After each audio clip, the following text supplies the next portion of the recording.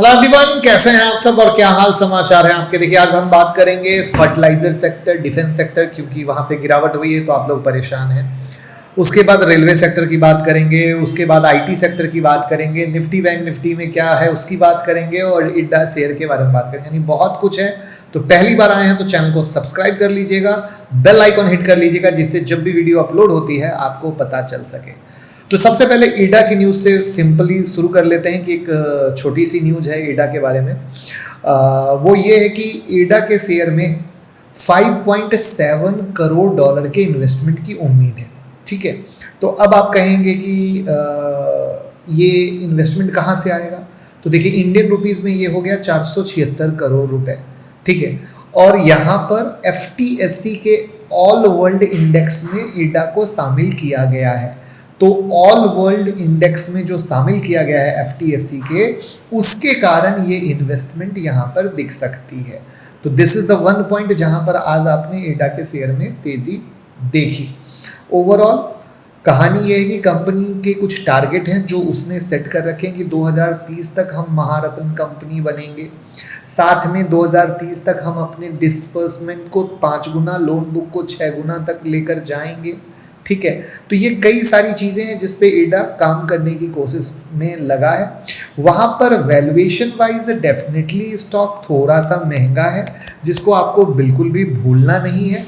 और इस तरह की न्यूज पे आके जल्दबाजी में आपको कोई बाय या सेल का डिसीजन लेना नहीं है, क्योंकि याद रखिए, कोई भी बाय सेल का डिसीजन तब लीजिए जब चार्ट पे कुछ बनता हो। तो उसके बारे में हम लास्ट में डिस्कस करेंगे। ठीक है, अब हम आते हैं आईटी सेक्टर पे। तो उम्मीद करते हैं कि आप हमारे टेलीग्राम में जुड़े होंगे, जो प्रूफ आपको दिख रहा है। हमने आईटी सेक्टर के बारे में बताया और आज आपने मूवमेंट देखी। तो अब आईटी सेक्टर के पीछे कहानी क्या है वो जान लीजिए, उससे पहले टेलीग्राम से जुड़ जाइएगा। ठीक है, और यहाँ पर हम बता दें कि मैं कैसे सेक्टर वाइज सोचता हूँ। जैसे मैंने आप लोगों को डिफेंस सेक्टर या रेलवे सेक्टर या आईटी सेक्टर या फर्टिलाइजर सेक्टर, जो भी हमने सेक्टर वाइज आपको बताया, तो वो सोच को सीखना है, समझना है, जिससे पैसे कमा सको। तो 25 जून की क्लास हमारी शुरू हो रही है, जिसमें इंट्राडे, स्विंग, पोजिशनल सब सिखाएंगे। कैश फ्यूचर ऑप्शन आप कहीं भी ट्रेड कर सकते हो। 9708094321 पे आप कॉल कीजिए, हमारी टीम से बात कर लीजिए। और ये लाइफ टाइम मौका है सेक्टर में पैसा कमाने का, क्योंकि अभी सेक्टर रोटेशन होने वाला है बजट के टाइम। तो वो थोड़ा थोड़ा ट्रांसफॉर्मेशन आप देख ही रहे हो कि फर्टिलाइजर सोया हुआ सेक्टर जाग गया, शुगर सेक्टर मरा हुआ सेक्टर में तेजी हो गई। तो ये कंज्यूमर सेक्टर में क्यों ऐसा हो रहा है, राइट। तो दिस इज द पॉइंट जो हम यहाँ पर जानेंगे। तो ये मौका बिल्कुल ना जाए, कॉल कीजिए, सीट बुक कीजिए। हम आपको बिल्कुल प्यार से बच्चों की तरह सिखाएंगे, हैंड होल्डिंग देंगे, रिविजन देंगे। तो लिमिटेड सीट है, सीट बुक नाउ, बहुत ही स्मॉल फी में। तो यहाँ पर अगर हम बात करें आईटी सेक्टर के बारे में, तो एसेंचर के जो रिजल्ट आए ना, वो यूएस की कंपनी है, वो हमारे इंडियन मार्केट के, वो मतलब इंडियन जो आईटी प्लेयर है ना, उनके लिए एक परफॉर्मेंस इंडिकेटर की तरह है। याद रखिए, अगर आप नए हैं तो आप ये जान लीजिए कि जब भी एसेंचर के रिजल्ट आते हैं तो हमारे इंडियन आईटी प्लेयर को एक दिशा मिलती है कि क्या हो सकता है, क्योंकि आईटी सेक्टर ऑलरेडी दबा मरा कुचा पड़ा था और एक बेहतरीन रिटर्न नहीं दे रहा था। तो वहाँ पे जो अर्निंग आए हैं, जो बूस्ट आए हैं, उससे एक होप मिला है कि आईटी सेक्टर बहुत अच्छा परफॉर्म कर सकता है। ठीक है, तो वहां पर ये बात निकल के आ रही कि ओके, अब आईटी सेक्टर में जो आईटी की सर्विस है उसकी डिमांड वर्ल्ड वाइड निकल के आ रही है। ठीक है, तो दिस इज द पॉइंट जहां पे चीज़ें इस तरीके से एक बेहतर पॉइंट व्यू निकल के आ रहा है कि जहां पे डिमांड एकदम मर गई थी, अब कहीं डिमांड जिंदा हो सकती है। तो वो चीज़ की उम्मीद के कारण निफ्टी इंडेक्स में आपने एक कहीं ना कहीं मूवमेंट देखा, निफ्टी के शेयर में आपने तेजी देखी। और यही वो सोच थी जिसके कारण सुबह में टेलीग्राम में मैंने आप लोगों के साथ शेयर किया था। यहाँ पे बताऊंगा कि देखिए, IT index is the under value index. जहाँ पे 5 साल का विजन रखते हैं तो आप आईटी सेक्टर की तरफ नज़र डाल सकते हैं। ठीक है, याद रखिए इस बात को। तो 5 साल के बाद आप भाई को आईटी सेक्टर में याद रखेंगे। तो दिस इज द पॉइंट जहाँ पे मैं इस तरीके से देखता हूँ कि मुझे लगता है आने वाला समय सही हो सकता है। यहाँ पे एक और अच्छी चीज़ बताऊँ जो मैं अपनी देसी भाषा में समझता हूँ। जब किसी भी सेक्टर के लिए कोई बैड न्यूज़ ना हो तो समझ जाओ कि वो गुड न्यूज़ है। रिपीट करता हूँ, जब किसी भी सेक्टर के लिए कोई बैड न्यूज़ ना हो तो समझ जाओ कि गुड न्यूज़ है। तो अभी फिलहाल क्या हुआ, फिलहाल बिल्कुल इसी तरीके से कहानी है। तो उस कहानी में मुझे जो पर्सनली लगा मैंने शॉर्ट स्वीट आपके साथ बता दिया। तो ये थी इसकी कहानी। अब हम चलते हैं डिफेंस और फर्टिलाइजर सेक्टर के बारे में, जिसमें आज आपने गिरावट देखी। तो सबसे पहले हमारा जो मेन चैनल है मुकुल अग्रवाल का, जिस पे ऑलरेडी हमने परसों डिफेंस के बारे में वीडियो बनाई थी और कल हमने फर्टिलाइजर सेक्टर के बारे में वीडियो बनाई थी, आपके स्क्रीन पर दिख रही है। तो ऑलरेडी टेलीग्राम में इन सब सेक्टर के बारे में हमने पहले से बताया था, ध्यान से सुनिएगा, दोनों में फ़र्क है। पहले से बताया जहाँ से ब्लास्ट हुआ, और यहाँ पर हमने अपडेट बताया कि कहानी क्या चल रही है। तो ऑलरेडी हमने वार्न किया था कि कभी भी प्रॉफिट बुकिंग आ सकती है, क्योंकि मार्केट बहुत अच्छे चल चुके हैं। तो इसका अर्थ क्या है कि क्या डिफेंस सेक्टर खराब हो गया, क्या फर्टिलाइजर सेक्टर खराब हो गया? आंसर है बिग नो।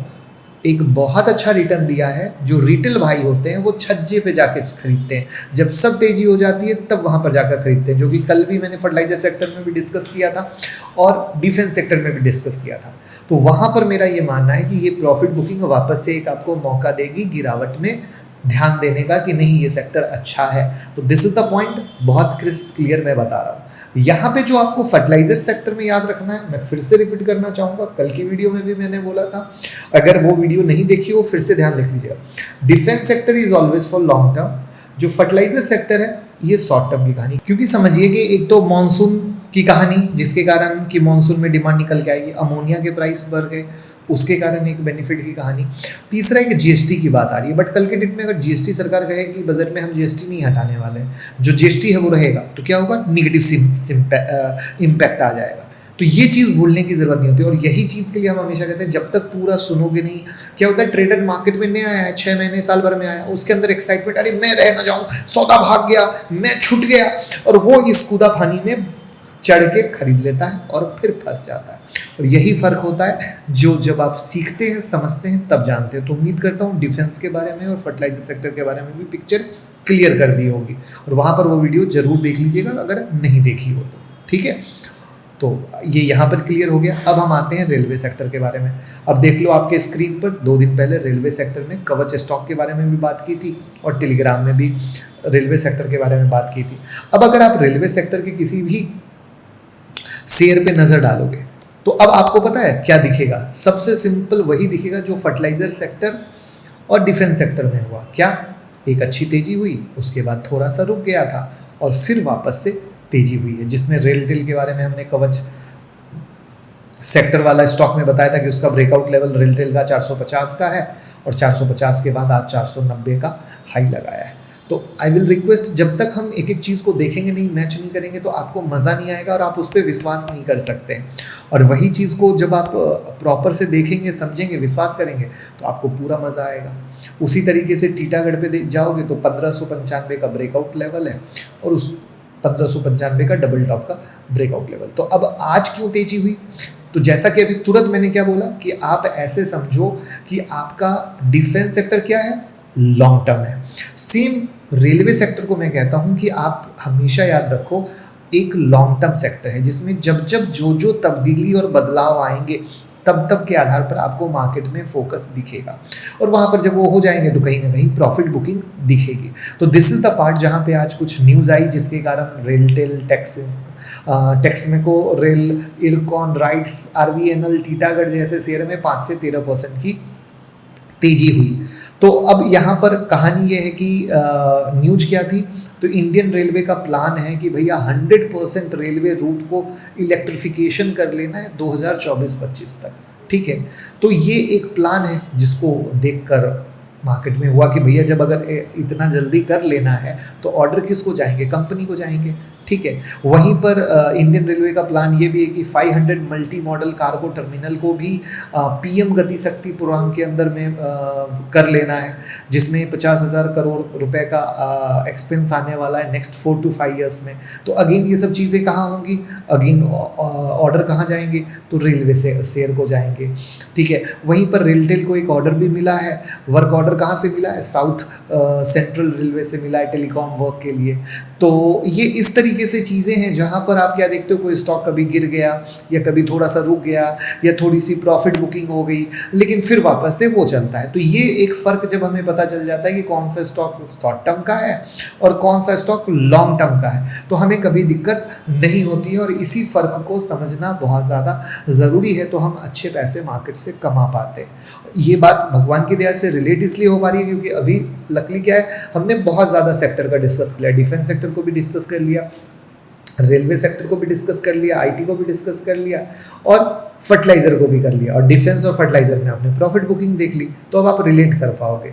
तो आई होप मैं आपको समझा पा रहा हूँ, यही मैं चाहता हूँ कि मैं आपको बेहतर से बेहतर समझा पाऊँ। अब हम आते हैं निफ्टी, बैंक निफ्टी का मेरा पॉइंट ऑफ व्यू क्या है समझने की ज़रूरत है। और आपको पता है कि निफ्टी के बारे में हमने बताया था कि भैया ये जो बॉक्स बन रहा है और इतने अपर लेवल पे जिस तरीके से बन रहा है, ये एक कहीं ना कहीं रिस्क की तरह क्रिएट कर रहा है। और जिस समय हम लोग आए थे निफ्टी 23,000 करीब 580 के करीब थी और वहाँ से गिरकर 23,398 का भी लो बनाई है आपके सामने। और उसी समय मैंने 23,400 का सपोर्ट लेवल भी बताया था, क्योंकि ये बॉक्स कंप्लीट ही होता है 23,400 के सपोर्ट और 23,670 के रेसिस्टेंस, ऊपर का हाई नीचे का लो, जो कि एक मार्केट को नई दिशा देने के लिए तैयार है। तो इसीलिए याद रखिए कि निफ्टी जो है एक डेंजर जोन में है, क्योंकि एक प्रॉफिट बुकिंग तो बनता है ना दोस्त, इतनी तेजी हुई है तो मार्केट में प्रॉफिट बुकिंग बनता है। तो मार्केट के सामने भी बहुत सारी चीज़ें हैं। सबसे बड़ी चीज़ है बजट, जिसमें कौन सी चीज़ कब पसंद नहीं आएगी और वो उठ के मार्केट को प्रॉफिट बुकिंग दे देगी, वो सबसे बड़ा नज़रिया है। तो दिस इज द पॉइंट जहाँ पे मैं साफ कहता हूँ कि निफ्टी में भैया थोड़ा सा रेड अलर्ट रहिए, कोई शर्माइए नहीं। वहीं पर अगर हम बैंक निफ्टी की बात करें तो बैंक निफ्टी भी एक बॉक्स ही फॉर्मेट की तरफ फॉर्म करने की कोशिश में है, क्योंकि इसका जो ब्रेकआउट हुआ था 51,200 के आसपास से, वहाँ पे बहुत क्लियर है कि 51,200, तो वहाँ पे ये जो कैंडल है जिसपे कर्सर है 51,957 वाला, ये क्या हो गया, जिस कैंडल से ब्रेकआउट होता है उसका हाई इंपॉर्टेंट रेसिस्टेंस बन जाता है। तो 52,000 क्या हो गया, आपका एक इंपॉर्टेंट रेसिस्टेंस बन चुका है। तो 52,000 के लेवल के ऊपर में बैंक निफ्टी को चलना बहुत ज़्यादा ज़रूरी है। तो 3-4 दिन से क्या कर रहा है, वहीं पर अटका हुआ है। तो दिस इज द वे जहाँ पे प्राइस एक्शन क्या कहता है वो हम समझने और जानने की कोशिश करते हैं और वही आपको सिखाने की कोशिश करते हैं। और ये जब इंसान समझ जाता है तो पैसा आराम से कमा सकता है। और इसीलिए स्वागत है आपका 25 तारीख की क्लास में, जो आपको देगी एक दिशा पैसा कमाने में, और तब आप खुद के बॉस बनकर पैसा कमा सकते हो। वीडियो को शेयर कीजिए, प्यार दीजिए, मोहब्बत दीजिए। Thank you so much.